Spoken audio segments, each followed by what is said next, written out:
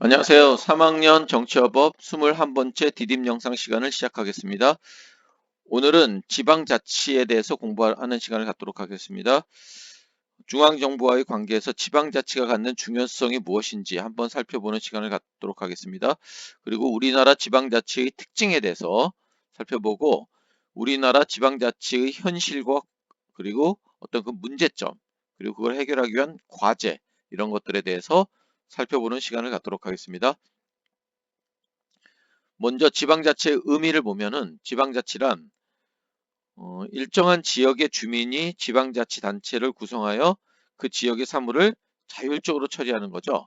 그러니까 일정 지역을 기초로 하는 단체나 지역 주민이 뭐로부터 자율성을 확보하는 걸 전제로 할까요?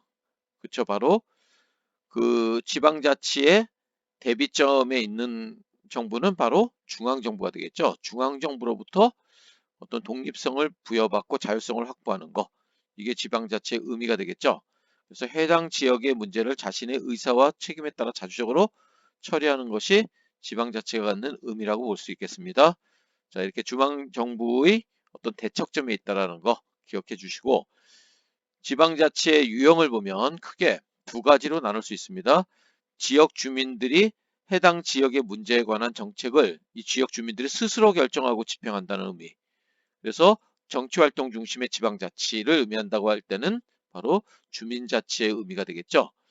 그 다음에 지방자치단체가 중앙정부로부터 자치권을 인정받아 스스로 지역 사무를 처리하는 지방자치, 행정활동 중심의 중앙정부로부터의 어떤 자율성과 독립성을 인정받는 것, 그런 의미의 자치는 바로 단체자치가 되겠습니다.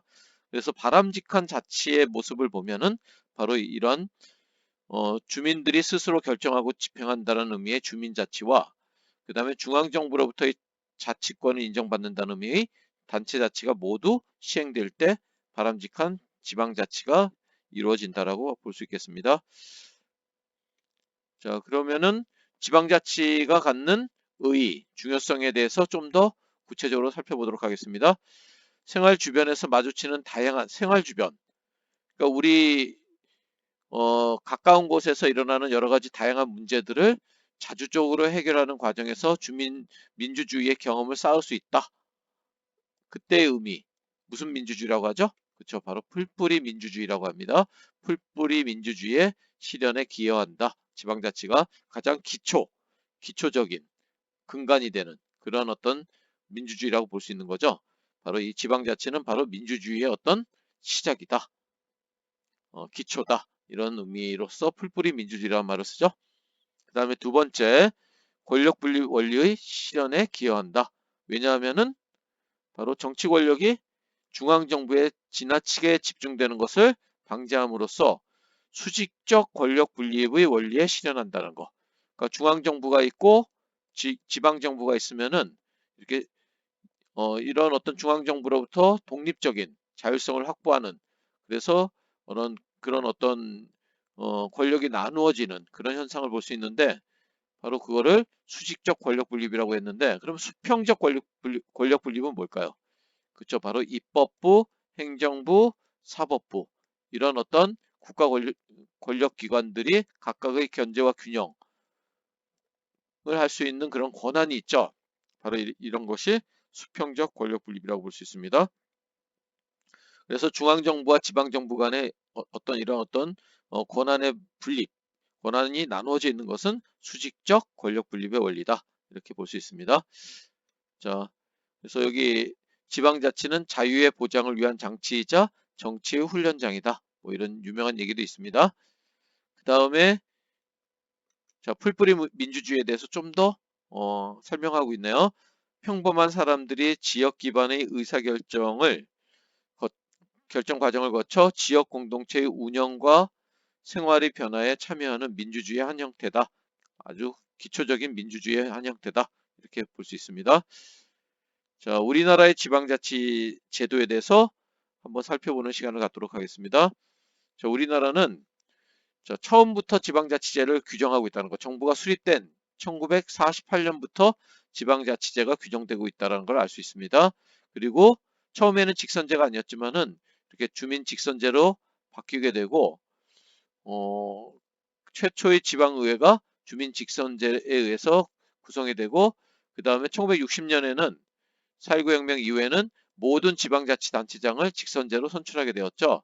그렇지만은 5.16 쿠데타 이후에 지방의회가 폐지되고, 그 다음에 지방자치단체장이 중앙정부에서 임명되어가는 임명제, 그래서 지방정부가 중앙정부에 종속된 그런 모습을 갖게 되다가, 다시 본격적인 지방자치 시대가 시작된 것은 민주화 이후 1990년대 이후 각급 지방의회와 지방자치단체의 장을 주민들의 직선제에 의해서 어, 이런 사람들이 뽑히게 되는 거죠. 그래서 주민직선제가 정착되면서 우리나라 지방자치제도가 다시 부활되었다라고 얘기할 수 있겠네요. 여기서 지방의회, 중랑구에 사는 사람인 경우에 지방의회는 뭘까요? 지방의회는 중랑구 의회가 되겠죠. 또는 서울시의회. 이게 지방의회고, 지방자치단체장은 뭘까요? 그렇죠. 바로 중랑구청장 또는 서울시장, 이런 사람들이 바로 지방자치단체장이 되겠습니다. 자, 우리나라 지방자치단체의 구성을 보면은 의결기관, 그러니까 국가로 따지면 국회의 역할을 하는 거죠. 국회 역할, 예산안을 심의 확정한다든지 어떤 법을 만든다든지 이런, 그 다음에 어떤 집행기관인 어떤 정부 단체장의 어떤 일을 감시한다든지 이런 일을 하는 것이 지방의회의 역할입니다. 집행기관은 바로 지방자치단체장을 의미하는 거죠. 자, 지방의회하고 지방자치단체장은 각각 광역 단위와 기초 단위로 이렇게 나누게 됩니다. 광역이 넓은 단위고 기초가 좁은 단위입니다. 그래서 특별시, 광역시, 특별자치시, 세종특별자치시 같은 걸 얘기하는 거죠. 도 이런 단위가 바로 광역 단위고, 그러니까 경기도, 서울특별시, 인천광역시 이런 단위가 광역 단위고, 경기도 밑에 예를 들어서 화성시라든지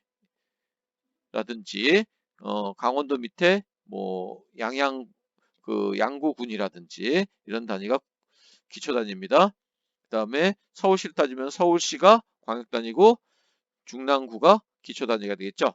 자, 이렇게 지방의회와 지방자치단체장을 지역 주민들의 선거에 의해서, 자, 우리나라는 주민 직선제에 의해서 이런 어떤 지방정부를 구성하게 돼 있죠. 자, 그래서 우리나라는 지금 지방자치 제도가 실시되고 있다라고 얘기할 수 있습니다. 그 다음에 자, 지방자치단체를 구분해 보면은 아까 얘기했다시피 지방의회와 그 다음에 지방자치단체장으로 나눌 수 있는데, 지방의회는 국회 역할을 하는 거라고 그랬죠. 그래서 의결기관. 그 다음에 지방자치단체장은 어, 행정부 역할을 하는 거죠. 그래서 집행기관, 이렇게 얘기할 수 있습니다. 먼저 지방의회는 주민의 선거에 의해 선출된 의원이다. 임기는 4년이고 지역구 의원과 그 다음에 비례대표 의원으로 나뉘게 된다. 그래서 주민대표 기관으로서 주민이 직접 선출한 대표로 구성되고, 최고 의사결정기관이고 지방 업무의 심의의결권이 있고 집행기관을 견제하고 감시하는 그런 역할도 한다. 이렇게 얘기할 수 있네요. 그 다음에 지방의회가 만들 수 있는 법을 조례라고 합니다. 이러한 조례를 만들고 그를 개정하고 폐기시킬 수 있는 그런 권한이 지방의회에 있다. 그러니까 이 조례는 중랑구로 따지면은 중랑구 의회라든지 아니면 서울시의회 이런 데서도 만들 수 있겠죠.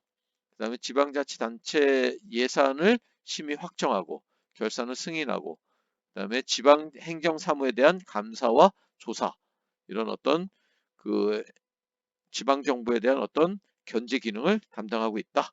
이렇게 얘기할 수 있겠습니다. 좀 더 알아보면, 조례에 대해서 좀 더 알아보면, 지방자치단체가 특정 사무에 관하여 법령의 범위 안에서 지방의회의 의결을 거쳐 제정한 법규다 라고 얘기하고 있죠. 지방의회에서 만든 법규라는 걸 기억하면 되겠습니다. 그 다음에 지방자치단체장을 보면 집행기관이 되겠죠. 주민의 역시 직접 선거에 의해서 선출되고 임기는 똑같이 4년입니다. 지방자치단체를 대표하는 집행기관이고, 그다음에 집행기관이니까 행정기관의 업무 처리 전반을 지휘하게 되는 거죠. 중랑구청장이 중랑구청에서 실시하는 여러 가지 업무를 전반적으로 지휘하는 그런 역할을 하는 거죠.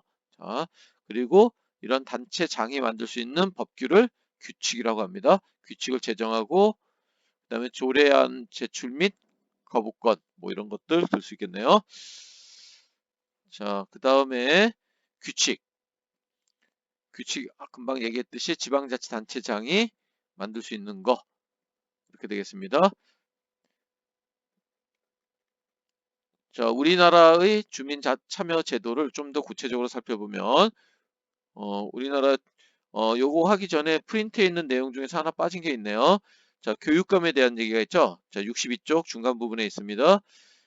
자, 선출. 역시 교육감도 선출되는 거죠. 지방자치제도와 관련 있는 겁니다. 주민 직선에 의해서 선출되고 광역자치단체에서 주민의 직접 선거에 의해 선출되고 임기는 역시 4년입니다. 그래서 교육과 학에 관한 사무를 관장하고 그 어떤 집행기관과 의결기관, 지방자치단체장이나 지방의회와는 독립적으로 운영이 된다는 걸 기억해 주면 되겠습니다. 자, 그럼 우리나라의 주민참여제도에 대해서 살펴보도록 하겠습니다. 주민에게 중대한 영향을 끼치는 지방자치단체의 중요 정책 등을 주민투표로 결정하는 제도이다. 이게 바로 주민투표제도가 되겠습니다. 자, 중대한 영향을 끼치는 그런 어떤 정책 등에 대한 투표. 그러니까 국가 단위로 따지면은 국민투표제도가 되겠죠. 자, 이렇게 주민투표제도가 있고 위법 부당한 행위를 저지르거나 직무가 태만한 지방자치단체장이나 지방의원을 소환한다고 합니다. 총수의 3분의 1 이상 투표와 유효 투표 총수의 과반수 찬성으로 해임할 수 있는. 자, 그러니까 중랑구민들이 중랑구청장이나 아니면은 중랑구 의회 의원을 자를 수 있는 제도를 얘기하는 거죠. 자, 이거는 주민소환제도고, 우리나라에서는 주민소환제도는 있지만은 국민소환제도, 국민소환제도라는 거는 국회의원을 자를 수 있는 제도죠. 그거는 실시되고 있지 않다는 걸 같이 알아두면 좋겠네요. 그 다음에 주민이 직접 조례안을 발의할 수 있는 제도. 자, 이거를 주민 발안, 어떤 조례안을 발의할 수 있는 제도가 발안이라는 얘기를 할 수 있습니다. 그래서 주민 발안 제도라고 하는데 우리나라는 역시 실시되고 있다는 거 알고 있습니다. 알고 있으면 되겠습니다. 기타 주민 감사 청구 제도, 뭐 어떤 잘못한 부분에 대해서 주민들이 직접 감사를 청구할 수 있는 제도가 있고 주민 소송 제도, 주민 참여 예산 제도, 청원 제도 이런 제도들이 있다는 정도 알아두면 되겠습니다. 자, 그리고 금방 얘기했듯이 주민 참여 예산 제도에 대해서는 이 내용을 한번 읽어보시면 되겠습니다. 이상 마치겠습니다.